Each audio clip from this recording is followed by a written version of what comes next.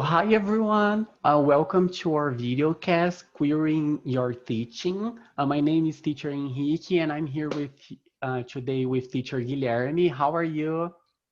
Hey there, I'm trying to survive here with that fan over there. What about you, Henrique? I'm trying to survive this weather one day at a time, but keeping Excellent, hydrated always. always. So today's episode is called Why the Squirrel and Not the Jaguar? So I think it's going to be pretty interesting to analyze it. So what our audience can expect from us today, Teacher Gui? Yeah, we're gonna serve you some context and background, and also some theory has never hurt anyone, ELF and decolonization, do's and don'ts, working with animals, and then we conclude with a that's a wrap. That sounds nice. Okay, guys, so as a context, we've got the warming up question over there. Have you ever felt ashamed for your accent? We know that when learning English, we're often concerned whether we are pronouncing the words correctly, whether we are being understood, or perhaps if we're sounding too Brazilian while speaking English. Yeah, is that a problem? We're going to see materials, critical thinking, and English mythical ideologies. Yes, just like I have mentioned already. Exactly. Mm-hmm. Okay, a quotation over here. It is possible to teach English while avoiding content and cultural values far too incoherent with your students' background. Okay, what are we talking about there? It's pretty common that once you are enrolled in an English teaching institution, you're going to celebrate Halloween, you're going to celebrate even Thanksgiving. Yeah, is that part of your culture? Are you just pretending you are part of someone else's culture? Yeah, this is something to think about as well. Exactly, and I totally agree with you. We can actually start thinking about it with some quick exercise. So if you show these images to your students, which name do you think they will probably know? And I have to assume that I've learned how to pronunciate the word squirrel far way earlier in my life than I learned about the word jaguar. Was that the same for you, Teacher Yi? Yeah, pretty much the same. Yeah, so we want to make you start thinking, why? Why do we invest so much time and energy learning about the squirrel and not the jaguar? And foremost, why should we bring our teaching closer to our students' reality? Why is that important? So we have some theory to back us up. So let's start with that. That's up to you, Teacher Yi. Yeah, what theory has to say. The English language has been taught and sold as a product worldwide. Think about how many English schools do you have in your city? Okay, now think about how many Spanish institutions you have in your city and how many Italian. There you go. The English language has become a product. Everybody wants to speak English. English is the language to speak when you want a new job, for example, yeah, and so on. By learning English, one is believed to get access to a privileged status that is likely to ease their life achievements in other environments and eventually contribute to social inequality. If you learn English and if you speak, you're speaking the language of the world, so you're perhaps having more opportunities that your mates will have. Okay, ELF stands for English as a lingua franca. It means that this very idiom has become or been chosen a global means of intercommunity communication. We live in a huge shrinking world that is connected through globalization, and people still speak many different languages. So one language has to be chosen to be the one everybody will use to talk to each other. Yes, that happens to English now and has happened to Latin in the past, for example. Exactly. Desire to access this privileged status and being able to use English to communicate is so big that nowadays only 28% of the users of English are native speakers. So Fernando Fogassa found that, as Gretel found in 2006, that in within 10 to 15 years, over 2 billion people would be learning the language. So English is not a language and attached to a culture anymore, but rather to a privileged status. So when we were preparing for this video cast, we were reading a book called Globalization and Decolonization by Lin. And she recurs to Foucault and Butler to show the global dominance of English as a product of the logo hegemonies of English, for example. So under the Pennycock's notion of post-colonial performativity, English is neither a Western monolithic entity nor necessarily an imposed reality, but rather now local people are capable of penetrating English with their own intentions and social styles.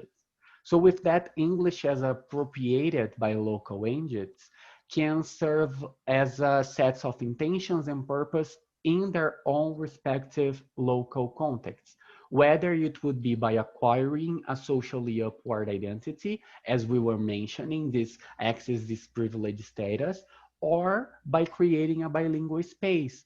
And this bilingual space can create critical explorations of the self and society.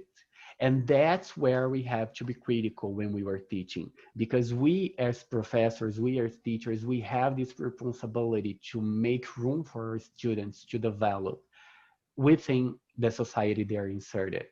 So now let's get practical. So let's go to some do's and don'ts on how to select a material. So what do you have to say, Guy? Okay, we have selected two videos that perfectly portray the practical and ideological disparities concerning distinct English teaching approaches, okay? And our topic is animals.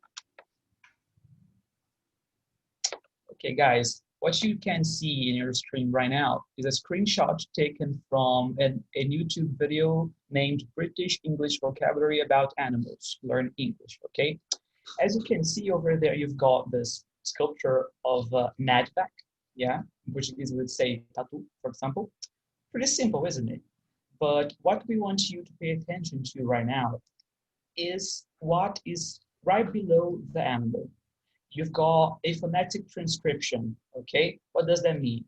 It means that when you know the phonetical alphabet, you're going to be able to read that transcription, and you're going to be able as well to utter, to pronounce a word just like an English person would do it, okay? In a very appropriate and accurate pronunciation, okay? You can even notice that we've got a stress mark over there, which indicates where the person has to strongest his speak while pronouncing this word, what in Portuguese we would say sílaba tônica, for example, okay? So very, very careful over there. They'll be very careful with following the rules of a British pronunciation, for example, okay? Another screenshot from the same video, but now from the description of it. Have a look at those highlighted parts. English accent with an experienced and innovative native British English teacher, okay? Native has a very strong point over there. It is not useless over there. It wants people to get interested in that. Pronounce words properly. And the last one, visit my pronunciation website at soundsbritish.com. If a person has had the interest in speaking the name of animals, just like an English person would, this person will perhaps be more interested in learning other things, yes? So you can go to this person's site. Exactly. And I mean, we as teachers, when we face a video like that when preparing our plannings, we have to understand that what is being sold here is not language anymore, it's not vocabulary, it's an identity, it's an idea that if I speak like this video is telling me, I'm going to become, or I can perform as a native speaker, which is a delusional and actually very misleading concept. Once we already have our accents and we will never achieve this native perfectly speaking fluency. But of course, we don't want to end this video with a bad tone. So we are going to show you a very good example of how to teach animals to your students. So we found this video on YouTube called Animals of South America. So the first thing that we have here is that it really focuses on language. So it's not trying to sell anything more than that. And it's a very good experience because it's teaching how to say the name of the animals and showing their sounds. So this becomes a contextualized experience to our students. After this video, you can ask your students if they have ever seen a tucutucan, and this will be way more closer to their reality than anything else. Teacher Guy, I have to ask you, have you ever learned the name of this animal when you were studying English? Okay, teacher Henrique, to be honest with you, I don't think I've ever been taught or seen this animal in school, English school, and I've never even thought about that. Exactly, and me neither. I've never learned that in school. But so why? Why are not our schools not teaching it? You know? So that's a wrap, guys. I hope our video made you think about your choices. Okay, guys, we deeply hope from the bottom of our hearts that you have enjoyed today's episode and perhaps have joined us in this deep dive into ELF's theory and contextualization. Make sure you hit the subscribe button and give us some support. And don't forget that you can find our merch at queryyourteaching.slam.well.br. That's it for today, teacher Henrique. That's it for today. Thank you, guys. See you next Bye, episode. guys. See you. Bye.